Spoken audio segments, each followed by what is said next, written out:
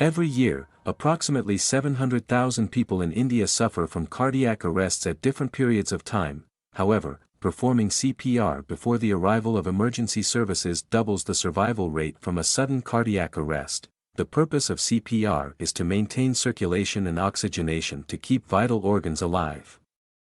CPR should be performed immediately on any person who has become unconscious and is found to be pulseless. Early resuscitation can result in greater than 60% survival rate. Patients suffering from a cardiac arrest, a respiratory arrest, or a combination of both will benefit with CPR. The American Heart Association uses the letters CAB to help people remember the order to perform the steps of CPR. They refer to restoring the blood flow, opening the airway and breathing for the person. The chain of survival refers to the chain of events that must occur to maximize the chances of survival from a sudden cardiac arrest. It begins with the early recognition of cardiac arrest, calling for help, performing CPR, defibrillation and post-resuscitation care. The majority of people who survive sudden cardiac arrest invariably receive immediate help from bystanders at the scene. If treatment is not provided within 10 minutes, the survival rate is close to zero. In the early recognition of cardiac arrest, the public plays a crucial role in saving lives. Early access to emergency medical services ensures that professional help arrives on the scene as quickly as possible. Make the call or ask someone to dial emergency. Early CPR supports circulation to the heart and brain until normal heart activity is restored.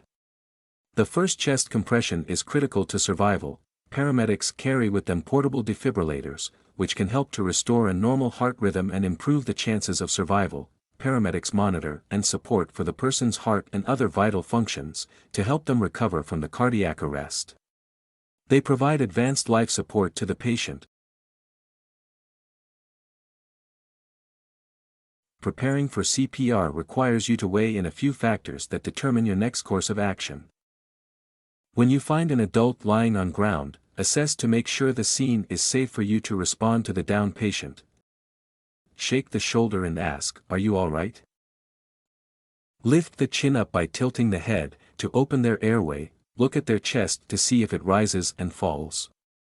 Do this for 10 seconds. Check the patient for a palpable carotid pulse for 5 to 10 seconds. To check your pulse over your carotid artery, place your index and middle fingers on your neck to the side of your windpipe. If there is no pulse or abnormal breathing, shout for help before starting CPR. To start CPR, place the patient in supine position on a firm and flat surface. Kneel down next to the patient and locate the position for chest compression on person's chest. Locate the lower 1/3 of the patient's sternum between the nipples and the midline of body. Lock your arms. Place the heel of one hand over the center of the person's chest, between the nipples. Place your other hand on top of the first hand. Keep your elbows straight and position your shoulders directly above your hands. Use your upper body weight, not just your arms, as you push straight down on the chest. Push the chest at least 2 inches down, but not greater than 2.4 inches. There are safety metrics in CPR. You must begin with 30 compressions. Then increase it to 100 to 120 compressions per minute, and do not get distracted. After giving 30 chest compressions, open the victim's airway. There are 2 maneuvers to open the airway. First, the head tilt chin lift maneuver, and, second, the jaw thrust maneuver. Rescue breathing is a resuscitation technique in which the rescuer forces air into the victim's lungs at intervals of several seconds. Each rescue breath should last approximately 1 second. Watch for chest rise. Allow time for the air to expel from the patient. You will have to perform the CPR until the victim starts breathing normally. Remember to give 2 rescue breaths for every 30 chest compressions. Perform 5 cycles of CPR. In other words, a total of 150 chest compressions. You should pause to give 2 rescue breaths for every 30 compressions. Have a backup ready if you fear exhaustion. Switching roles will help in maintaining uniform exertion at the compression point. While you continue CPR, ask someone to bring out the defibrillator, switch it on and take the pads out. Ask your helper to remove or cut through the patient's clothing to get to the casualty's bare chest. They should attach the pads to the casualty's chest. By removing the backing paper, the first pad should be on the upper right side below the collarbone. The second pad should be on the casualty's left side below the armpit. Stop CPR and make sure no one is touching the casualty. The defibrillator will tell you when to press the shock button. After the shock has been given, the defibrillator will tell you to continue CPR for 2 minutes before it reanalyses. Continue CPR for 2 minutes before the defibrillator reanalyses. If the person becomes responsive, put them in the recovery position. If victim starts to breathe normally, place him or her in the recovery position. You need to follow these 4 steps to place a person in the recovery position. This position helps the unconscious person to breathe normally. Straighten the neck, legs, arms. Then raise the arm closest to you, place the other arm across the chest. Bring the far knee up to a 90-degree angle.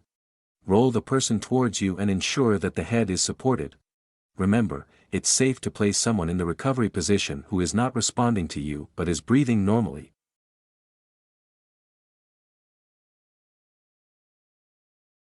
Continue to perform CPR until the qualified help arrives and takes over, the person starts breathing normally, or, if you have become exhausted. Complications of CPR include rib fracture, internal injuries to organs, laceration related to the tip of the sternum, vomiting and aspiration, and gastric distension. Taking the right action quickly and confidently can make the difference between life and death for a person dealing with cardiac arrest. The origins of cardiac attack vary by age, but a large number of young adults are increasingly susceptible to it. The onset of a cardiac attack gives some time for response. This is an important period, and if we can intervene in minutes, then there is hope of survival. At St. John's Ambulance, we believe that community first aid saves lives. That's why we want to ensure that everyone gets the help they need in a health crisis.